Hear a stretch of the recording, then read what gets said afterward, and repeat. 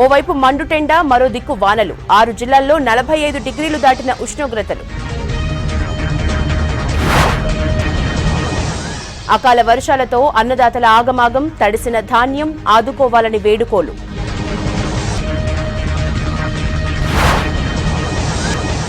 మోదీ, కేసీఆర్ రాష్ట్రాన్ని బొందలగడ్డ చేశారు. BJP, BRSV బొంద పెట్టాలన్న రేవంత్. కాంగ్రెస్ ది నమ్మక ద్రోహమన్న కిషన్ రెడ్డి, కేసీఆర్ యాత్రలు ఎన్ని చేసినా నమ్మరని ఫైర్.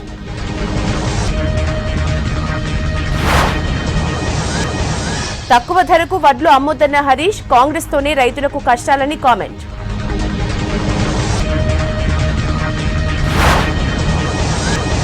సండే సెలవుతో రేపు నామినేషన్లకు క్యూ, ప్రచారాలతో సరిపెట్టిన పార్టీల అభ్యర్థులు.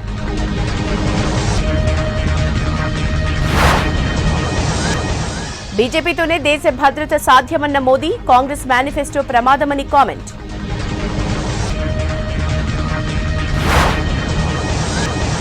బీజేపీ మళ్లీ గెలిస్తే ప్రజాస్వామ్యం ఉండదు, విపక్ష కూటమితో దేశానికి సేఫ్ అన్న లీడర్స్.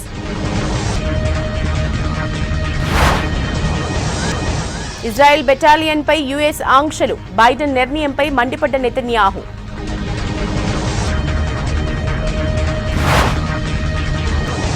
ఐపీఎల్లో బెంగళూరుకు 7వ ఓటమి, ఉత్కంఠ పోరులో ఒక్క పరుగుతో కోల్కతా విన్.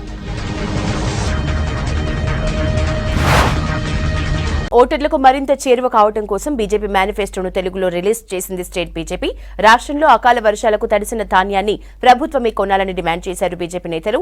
ఇచ్చిన హామీలను కాంగ్రెస్ ప్రభుత్వం అమలు చేయాలని డిమాండ్ చేశారు ఎంపీ బండి సంజయ్. ప్రధాని మోదీ, కేంద్ర హోంమంత్రి అమిత్ షా, బీజేపీ జాతీయ అధ్యక్షులు జేపీ నడ్డా తెలంగాణ టూర్లు కన్ఫర్మ్ అయ్యాయి. 67 ఏళ్లలో కాంగ్రెస్ చేసిన అవినీతిని అంతం చేస్తున్నామన్నారు BJP state chief Kishan Reddy. Viksit Bharat 100 రోజుల యాక్షన్ ప్లాన్ సిద్ధం చేస్తున్నామని చెప్పారు. స్టేట్ ఆఫీస్లో మన మోదీ గ్యారంటీ పేరుతో తెలుగు మేనిఫెస్టోను రిలీజ్ చేశారు బీజేపీ నేతలు. లోక్సభ ఎన్నికల్లో ప్రజలను రెచ్చగొట్టి ఓట్లు పొందేలా కాంగ్రెస్ మేనిఫెస్టో ఉందని ఫైర్ అయ్యారు ఎంపీ లక్ష్మణ్. 100 రోజుల యాక్షన్ ప్లాన్ నేపథ్యంలో దేశ ప్రజల ముందు పెట్టబోతున్నామని ఈ సందర్భంగా మనవిస్తున్నాం.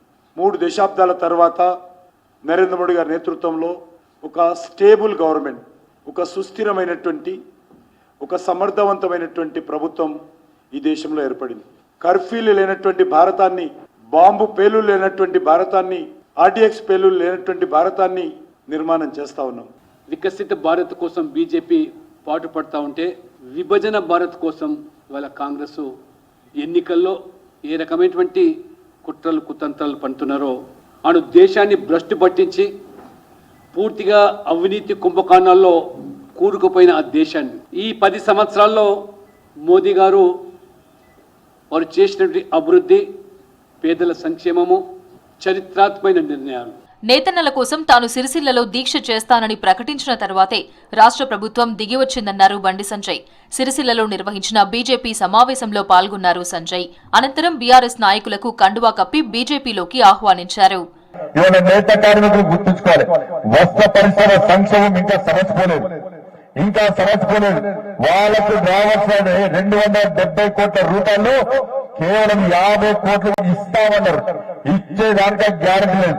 ఇవాళ నేత కార్మికులు ఆలోచించాలి, ఆసాములు ఆలోచించాలి, యాజమాన్యం ఆలోచించాలి, కార్మికులు ఆలోచించాలి. మీరు దాదాపు చాలా రోజులు సమ్మె చేశారు, ఈ ప్రభుత్వం పట్టించుకుని మీరు కష్టపడి సమ్మె చేశారు. ఇవాళ మీరు కష్టపడి సమ్మె చేస్తే మన ప్రభుత్వం దిగొచ్చింది. కేసీఆర్ స్కూల్లో కాంగ్రెస్ నేతలు ట్రైనింగ్ తీసుకున్నట్లుందని విమర్శించారు సంజయ్. రాజన్న సిరిసిల్ల జిల్లా వీర్నపల్లి మండల కేంద్రంలో వడ్ల కొనుగోలు కేంద్రాలను పరిశీలించారు. అకాల వర్షాలకు తడిసిన వడ్లన్నీ ప్రభుత్వం కొనాలని డిమాండ్ చేశారు బండి సంజయ్.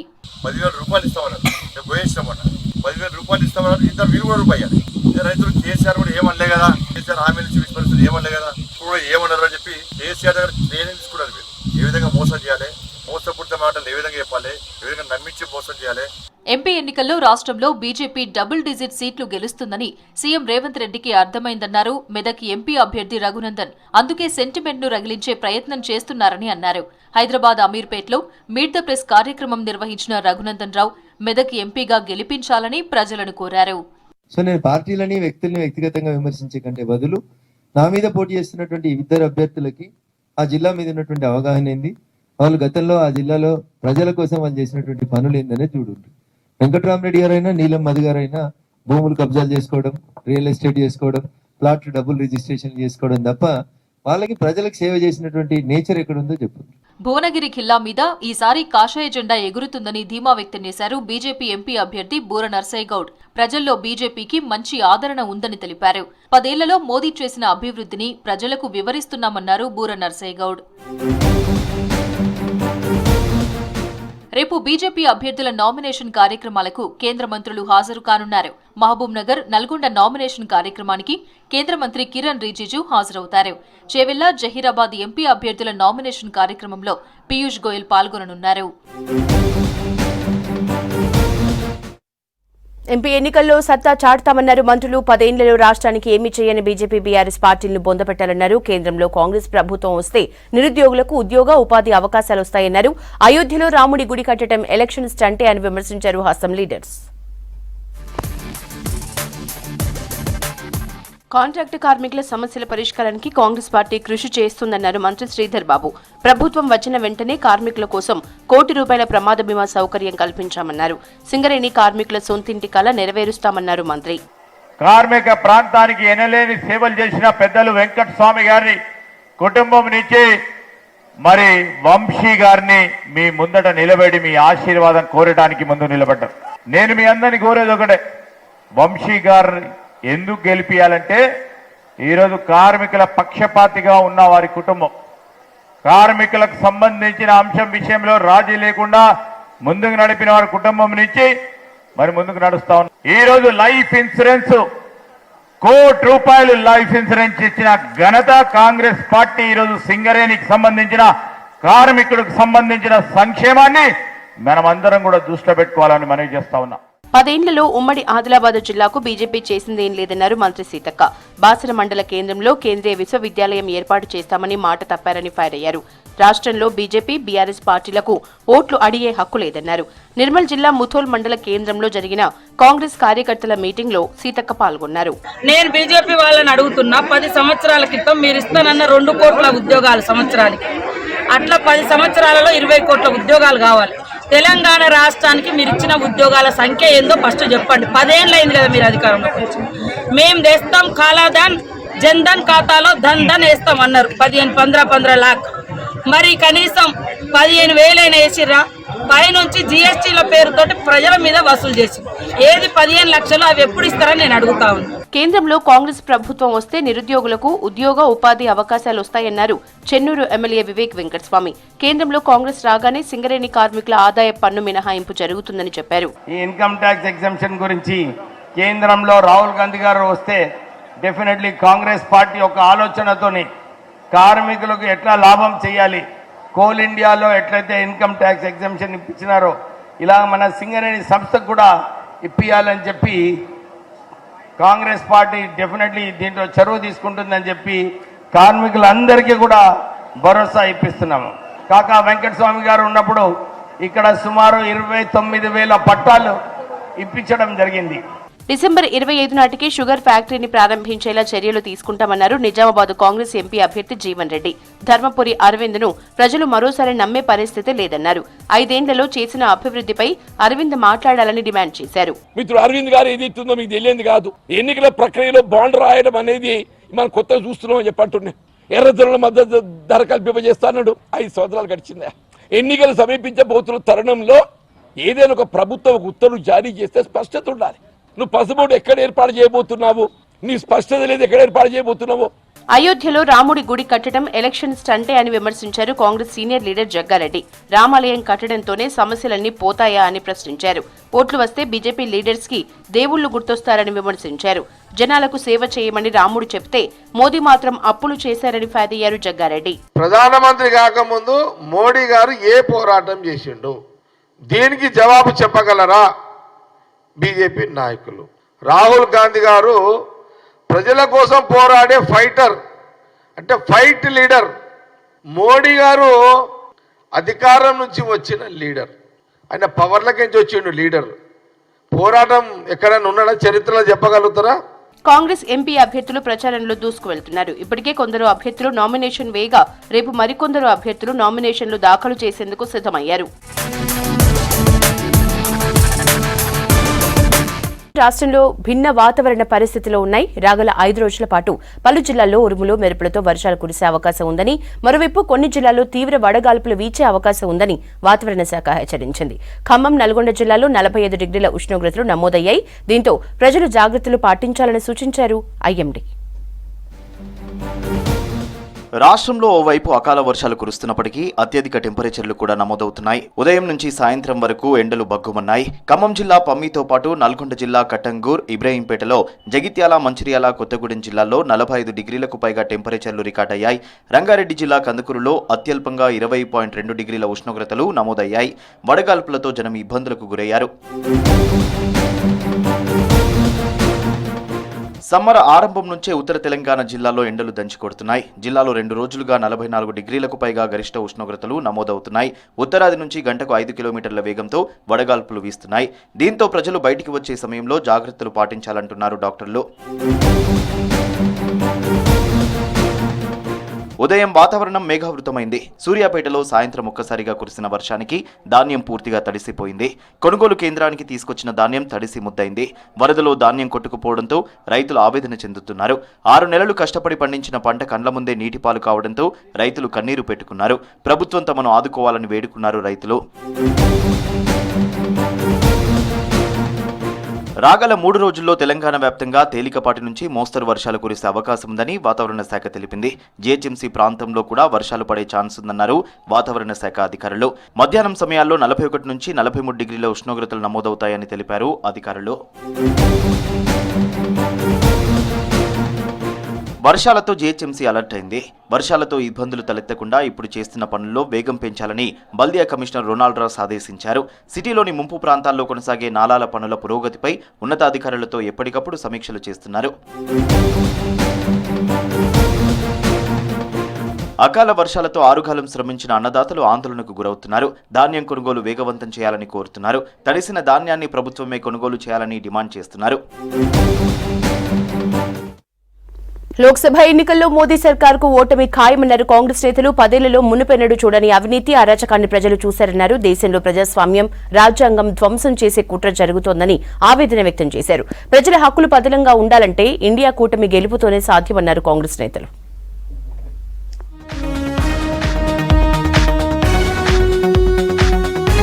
లోక్సభ ఎన్నికల్లో ఇండియా కూటమి గెలుపును ఏ శక్తి ఆపలేదన్నారు ఏఐసీసీ ప్రెసిడెంట్ మల్లికార్జున ఖర్గే. 400 సీట్లు గెలుస్తామని మోదీ పగటి కలలు కంటున్నారని విమర్శించారు. మధ్యప్రదేశ్, జార్ఖండ్లలో ఎన్నికల ప్రచారం చేశారు ఖర్గే. ప్రధాని మోదీ సర్కార్ విపక్ష నేతలపై రాజకీయ దాడులు చేస్తోందన్నారు. ఎన్డీఏ సర్కార్ ఎన్ని కుట్రలు చేసినా ఇండియా కూటమిదే విజయమన్నారు ఖర్గే.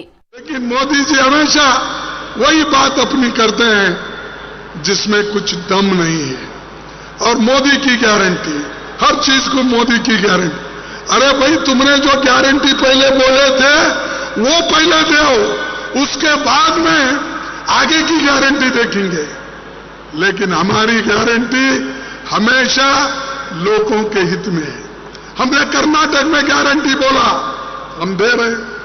आंध्रा में कहा, हम दे रहे. हिमाचल में कहा, हम दे रहे. गठबंधन की सरकार झारखंड में हमने कहा जो गारंटी दी वो कर रहे हैं.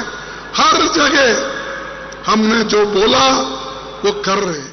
మోదీ ప్రభుత్వంలో కక్ష సాధింపు చర్యలు పెరిగిపోయాయన్నారు ఇండియా కూటమి నేతలు. ప్రజాస్వామ్యబద్ధంగా ఎన్నికైన నేతలను అక్రమంగా అరెస్ట్ చేస్తున్నారని మండిపడ్డారు.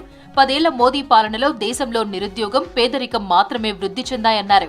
జార్ఖండ్ రాజధాని రాంచీలో ఎన్డీఏ సర్కార్ నియంతృత్వ పాలనకు వ్యతిరేకంగా భారీ సభ నిర్వహించింది ఇండియా కూటమి. మోదీని గద్దెదించితేనే రాజ్యాంగానికి, ప్రజాస్వామ్యానికి రక్షణ అన్నారు నేతలు. जेल का ताला टूटेगा, Arvind Kejriwal छूटेंगे, Hemant Soren छूटेंगे.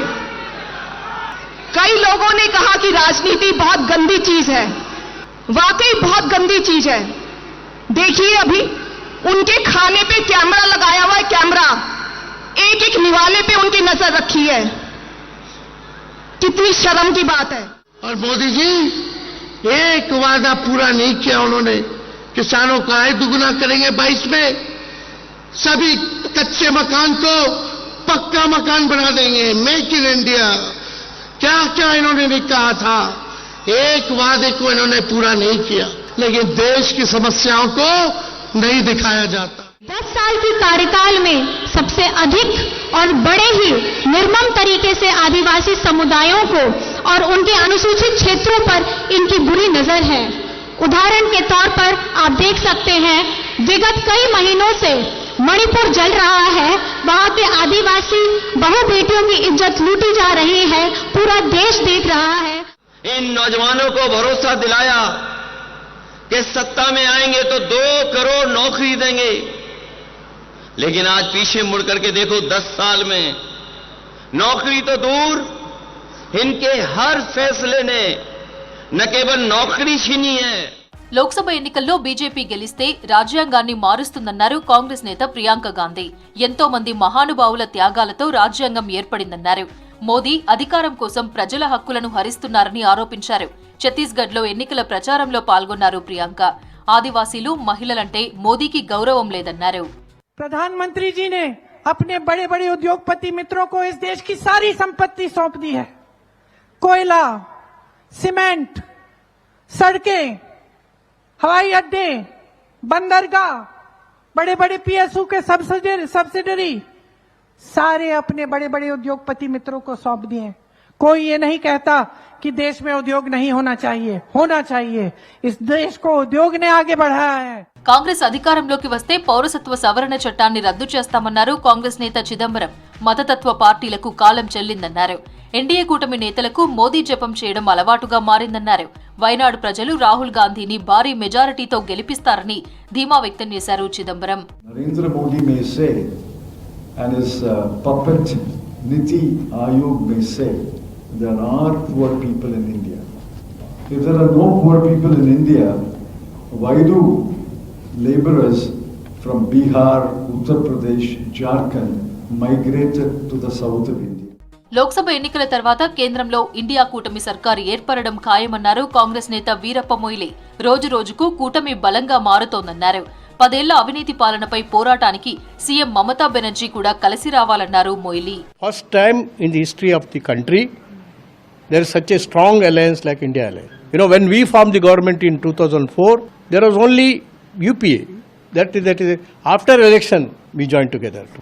The Mamata ji from the West Bengal, she said that I'm not going to join now, but she will definitely join. Against BJP and the NDA, you know, the Congress, the India alliance will come back to power by 2024. ఎన్నికల ప్రచారంలో బిజీగా ఉన్న కాంగ్రెస్ అగ్రనేత రాహుల్ గాంధీ అనారోగ్యానికి గురయ్యారు. దీంతో India కూటమి నేతల సభకు హాజరు కాలేకపోయారు.